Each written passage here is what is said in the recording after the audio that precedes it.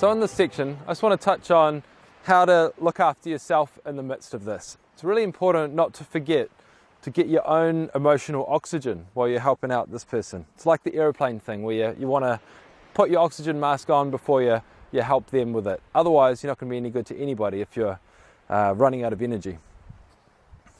So take time to do what you need to do to recharge. I don't know what that is for you. Maybe going for walks on the beach. That's what I love doing.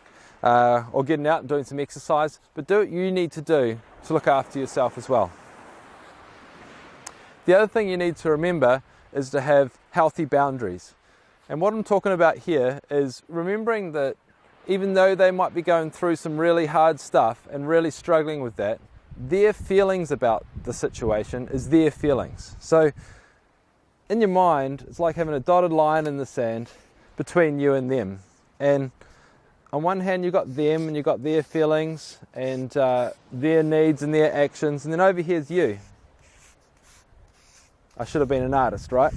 And what you've got to remember though is that while you can influence the situation, you can't take full responsibility for it, because you're not the one who's got control over what they think, what they do, and what they say. So to take full responsibility for that makes no sense. You've got to know that you've just done what you can do, and that's that.